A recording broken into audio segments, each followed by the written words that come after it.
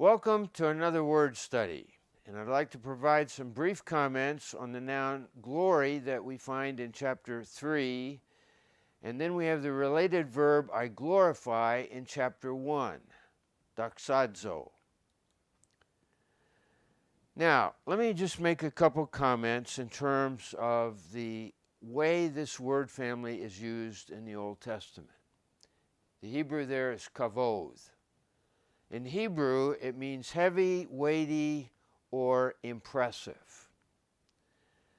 Now, kavod can be used for the liver in the human body, since the liver is the heaviest organ. It can also be used for the heaviness of a stone. Abraham was heavy in possessions, meaning that he was rich. When this word family is used of God, it reflects a sense of abundance, weightiness, honor, splendor, glory, or his impressiveness. Some other Hebrew reference. It's often used in various theophanies of people as they encounter God in the Old Testament. It's used so often in the Psalter to reflect God's glory in nature, glory in history, in the events, in the Holy Land, the tabernacle, and the temple, when the glory of God settled upon the tabernacle or the temple.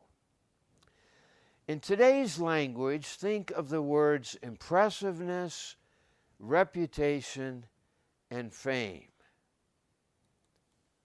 Now, in classical Greek, and that is, we're using the Greek-English lexicon, Liddell and Scott, and this is not the Koine or Common Greek.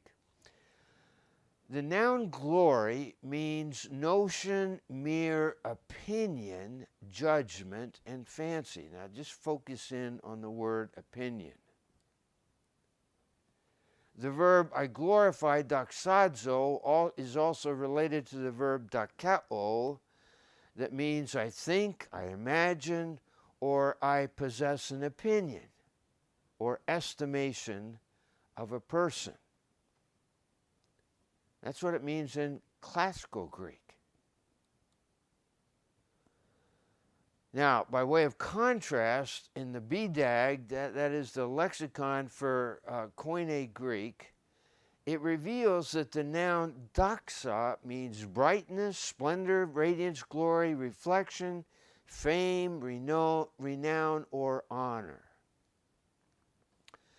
And the related verb doxazo is translated as I praise, I magnify, I clothe in splendor, I glorify.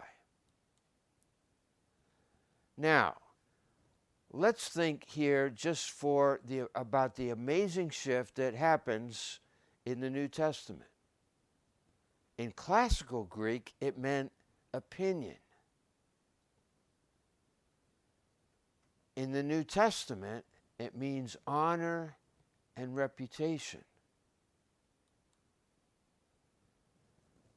Notice also the major difference from something subjective, an opinion that you hold, related to something objective, that is the reality, the impressiveness of God.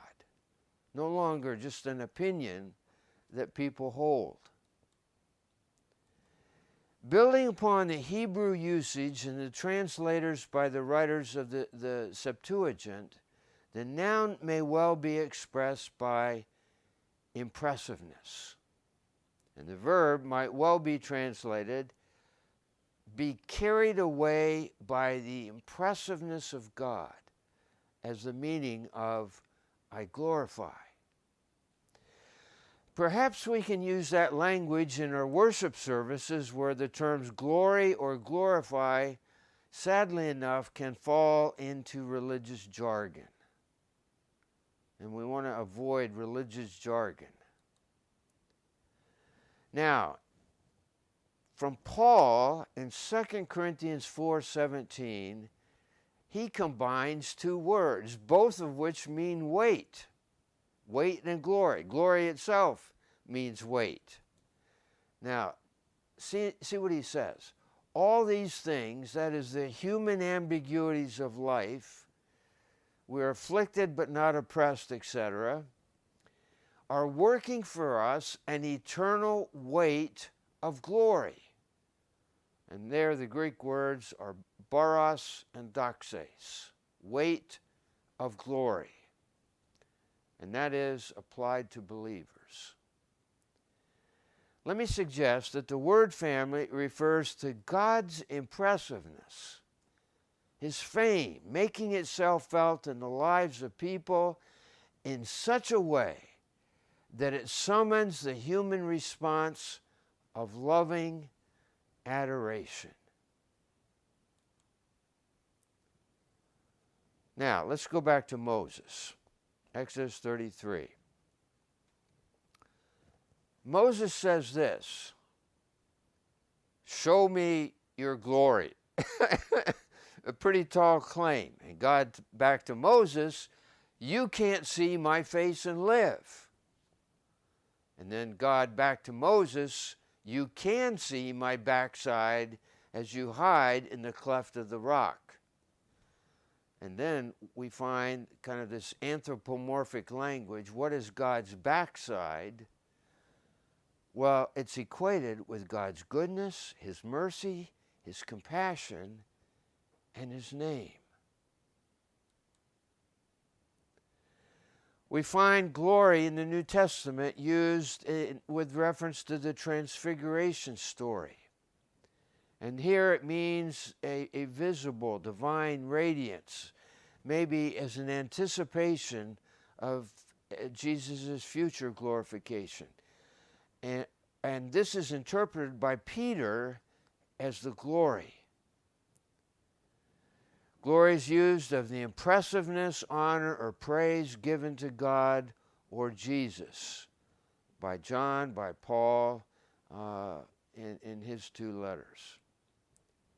Now, in the fourth gospel, with three exceptions, all of the uses of the word family, or the noun or verb, refer either to Jesus, to God, and the believers. The exceptions include a false human glory that Jesus' critics give to one another. They heap up glory one upon another, and then also used for the prophesied death of Peter, wherein he will give glory to God. So in our culture, our language today, let me suggest to you the words impressiveness, weightiness, fame, reputation as it bears upon God. Thanks so much.